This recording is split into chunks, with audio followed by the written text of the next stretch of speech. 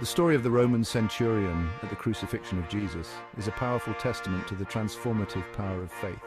This man, hardened by years of war and accustomed to the grim realities of his duty, found himself witness to an event that would forever alter the course of his life. In this series, we will journey alongside the centurion, exploring the biblical accounts and delving into the depths of his extraordinary experience. Through his eyes, we will witness the events of the crucifixion, the miracles that unfolded, and the profound impact they had on a soul yearning for something more. Join me now as we embark on a journey of discovery, exploring the centurion's revelation and its enduring message for us today. Let us open our hearts and minds to the possibility of transformation as we delve into the depths of faith, grace, and the power of recognition. Together, let us uncover the profound significance of the centurion's story and its timeless message for all who seek a deeper understanding of their own spiritual journeys. Imagine, if you will, the bustling streets of Jerusalem. The air is thick with anticipation and unease. A procession makes its way through the crowded streets, Roman soldiers leading a condemned man towards his execution. At the heart of this procession stands a Roman centurion, a man of authority and discipline. His duty is to maintain order, to carry out the orders of his superiors without question or hesitation. And today his duty is to oversee the execution of a man named Jesus. He is a rabbi, a teacher, a healer. He has drawn huge crowds with his words of peace and love. Yet, he stands accused of sedition, of inciting rebellion against Rome. The centurion observes Jesus closely as he is led to the place of crucifixion, a hill called Golgotha. The centurion takes his place at the foot of the cross, his soldiers arrayed around him. The air is thick with grief, anger, and a strange, palpable tension. The centurion, however, remains stoic, his face an impassive mask. From his position, he has a clear view of Jesus. He watches as the condemned man hangs on the cross, his body racked with pain. Yet even in his agony, Jesus does not cry out in anger or despair. Instead, he speaks words of forgiveness, of love, of compassion. Father, forgive them, for they know not what they do. The centurion has never heard such words spoken by a man condemned to death, never such love in the face of such hate. He watches as Jesus speaks to the thief crucified beside him, offering him the hope of paradise. And I begin to question the nature of this man, Jesus. I question my own beliefs, the gods of Rome, the very foundation of my world. But here before me I see a different kind of power. A power not of brute force, but of love, of compassion, of forgiveness. It is a power that confounds me, challenges me, and stirs something deep within my soul. As darkness envelops the land, a palpable fear settles over the crowd. The taunts and jeers die down, replaced by an uneasy silence. The centurion can feel the shift in the atmosphere, the growing sense of dread that hangs heavy in the air. Even his seasoned soldiers, accustomed to the horrors of battle, seem unnerved by this sudden, unnatural darkness. It is as if the world itself is holding its breath, bracing for something momentous, something terrifying and awe-inspiring. The centurion, his eyes fixed on Jesus, sees him shudder on the cross. A low groan escapes his lips, a sound laden with such profound agony that it pierces through the silence, echoing in the very depths of the centurion's soul. And then Jesus speaks again, his voice a strained whisper that seems to come from a place beyond human suffering. My God, why have you forsaken me? The words hang in the air, thick with despair and abandonment. The centurion, despite his training, despite his hardened exterior, feels a pang of sympathy for this man he is tasked with executing. A man who, even in his final moments, seems more concerned with the weight of the world than his own pain. The earth trembles beneath their feet. A low rumble grows into a deafening roar as the ground begins to shake violently. The silence that follows the earthquake is deafening. The crowd, so recently a cacophony of noise and emotion, stands in stunned silence. The centurion, still shaken by the tremors that ran through the very earth, feels a cold sweat clinging to his skin. I've witnessed the raw power of the Roman Empire, the brutal efficiency of its legions, but nothing could have prepared me for the events of this day. This was not the hand of man. This was something beyond my comprehension. Something that spoke of a power far greater than I had ever imagined. He looks at his men, their faces pale and drawn, their usual arrogance replaced with a primal fear. These are men who have faced death countless times, who have stared into the abyss of battle and emerged victorious.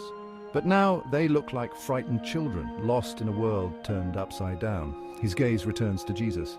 The man on the cross, though nearing his final breath, seems untouched by the chaos that has just transpired. His head hangs low, his body racked with pain, but there is a sense of peace that emanates from him, a serenity that surpasses all understanding. The centurion has a sudden, overwhelming urge to do something, anything. As the reality of Jesus' death settles upon Golgotha, a hush falls over the crowd. The centurion, still reeling from the supernatural events he has witnessed, watches as Joseph of Arimathea, a respected member of the Sanhedrin, approaches him. Joseph, a secret follower of Jesus, has bravely requested Pilate for permission to bury Jesus' body. I, usually wary of any request that disrupts Roman protocol, surprise even myself by readily granting Joseph's request. Perhaps it is the lingering awe from the earthquake, the torn veil, the sheer otherworldliness of the day that compels me to act with unexpected compassion. Or perhaps it is something more profound stirring within my soul. He observes as Joseph, aided by Nicodemus, another secret disciple of Jesus, carefully lowers the body from the cross. They handle the lifeless form with reverence, with a tenderness that speaks volumes about the love and respect they held for this man. The centurion, used to the callous disposal of crucified bodies, finds himself oddly moved by their actions. As the body of Jesus is carried away to be prepared for burial, I can't help but reflect on the events of the day. The darkness, the earthquake, the torn veil, and above all the words of Jesus, his unwavering faith, his forgiveness, his serenity in the face of death, all of it points to one undeniable conclusion. Could this Roman officer, this symbol of our oppression, truly grasp the magnitude of what we have just witnessed? Could he possibly understand the depth of our loss, the shattering of our hopes? Narrator. His soldiers, their faces etched with a mixture of shock and confusion, exchange uneasy glances. Never before have they heard their centurion, a man known for his unwavering loyalty to Rome and its gods, speak with such reverence about a condemned Jewish preacher. The very foundations of their world, the rigid structure of their beliefs, seem to tremble beneath their feet. S1. Media. Group of Roman soldiers looking astonished. Centurion's declaration causing astonishment in soldiers. Soldiers reacting to the centurion's revelation. Truly, this was the Son of God. Narrator. The centurion's declaration, uttered with such conviction, hangs in the air, sending ripples of astonishment through those who hear him. Yet there is a ring of authenticity in his voice, an undeniable sincerity that resonates with the raw emotions swirling within them. Even Joseph and Nicodemus, their hearts heavy with sorrow, pause in their solemn task to glance at the centurion.